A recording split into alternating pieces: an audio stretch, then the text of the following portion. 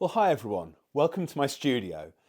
Today, I've got a review video for you of this superb Tamiya 1 in 32nd scale F4c Phantom. Now, I've built the entire range of the Tamiya Phantoms, the 1 in 48 scale and the 1 in 32nd scale ones. They're all absolutely superb. Really enjoyed building this one. This is the US Air Force version, Vietnam era, so it's wearing the Southeast Asia camouflage. And this is the aircraft of Robin Olds. Now, Robin Olds is a real hero of mine. An ace both in World War II and in Vietnam, and he holds the distinction of being the only person to be an ace in the P-38 Lightning, the P-51 Mustang, and the F4 Phantom during the Vietnam War. It's quite an achievement, really, across such a long time period. Nice thing about Robin Olds as well, a little bit of trivia for you about it. Robin Olds always called his aircraft SCAT and then a number, so like a generational number of the aircraft. The reason why he did that, when he was at West Point, his best friend was a guy called Scat Davis. Both Robin and Scat decided that they were going to try and join the US Army Air Force as pilots. Sadly, Scat had color blindness, and so he wasn't able to fly. But Robin, feeling for his friend, said, "Scat, every time I go flying, you'll be there with me." And hence he named his aircraft after his best friend. I find that's quite a touching story. I really like it. But let's talk about the actual model itself. What's it like to build? What's the quality of the manufacture like? Well, this is Tamiya, and as everybody knows who builds models, Tamiya really is the kind of gold standard of engineering and quality. And this one's no exception. It's one of their slightly older kits, one of their slightly older 1 in 32nd scale ranges. So it doesn't perhaps quite have the detail of some of their more recent things. The F-35s they make, really, in 1 in 48 scale, really come to mind there. But it's still very, very good at an excellent price point as well. In terms of the construction, it's a really, really solid construction. I think it has about half a dozen screws that go into it to hold things together. It's a fairly standard way to construct a Phantom, but the way in which Tamiya have gone about it, you have a lower wing section and the lower part of the fuselage, which is very thin. The whole upper part of the fuselage here comes as one separate piece, and then the upper wings go on.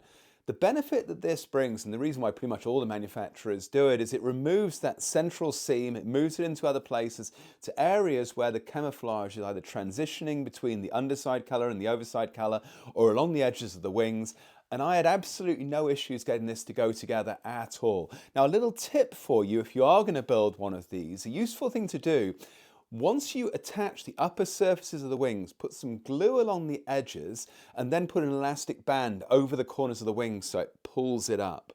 Now, one of the areas to watch out with on this, and what I consider to be perhaps a slight flaw with this particular model, is with the wing fold area, there really isn't a very good attachment there. Spend the time to get it right though. I put glue on, cement on both sides of the surfaces, glue them together, take them in place and leave them for a while to actually fix into position. If you do that, shouldn't really have any issues. It should be okay. Let's talk a minute about the landing gear as well. Obviously 1 in 32nd scale. This is quite a big and heavy model. Tamiya have thought about that, and it has die-cast landing gear.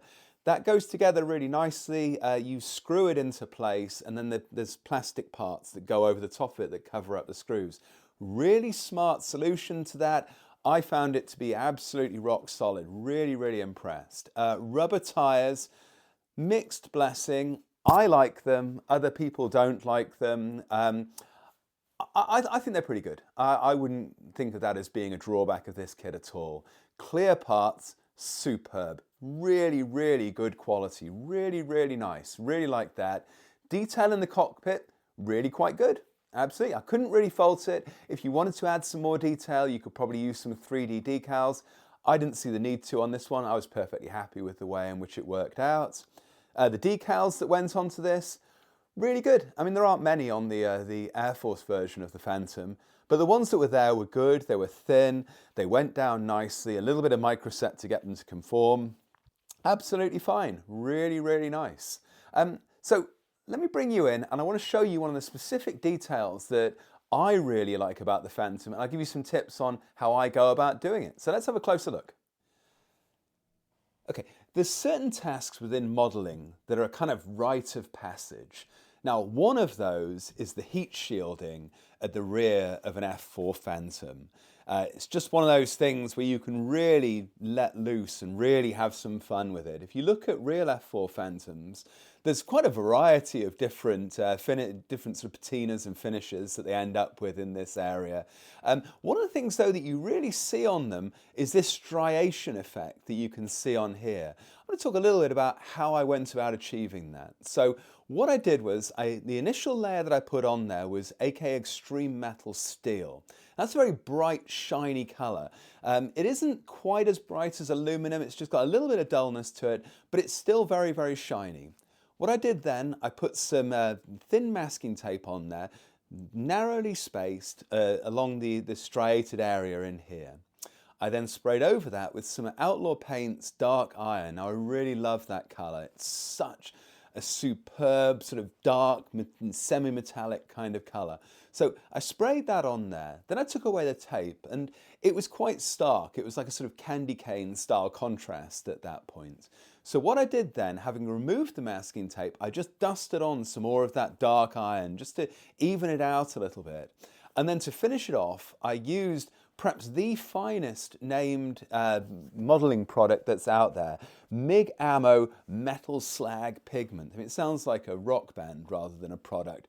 Just fantastic. I really like it though. It really gives it a nice sort of, it's a graphite-y kind of semi-metallic-y kind of look. So I dusted some of that on and then I went over it with some MIG Ammo Lucky Varnish in the Ultramat just to seal all that in place. I really, really like the effect that I've achieved here. I'm really proud of it. It didn't take all that long either. The masking tape I used was already thin, so it was very quick to put on. But yeah, if you're going to do the heat shielding of a Phantom, something you might want to consider doing, just add that little dimension to it. I'll just move it a little bit so you can see a little bit more. You can really see how that striation has been built up in there if the light's going to work at all. So yeah, there's a useful tip. Give that a go. Let me know in the comments what you thought about it and what you found when you tried to do it. I'm really interested to hear that. Well, thank you everyone for taking the time to watch this video today.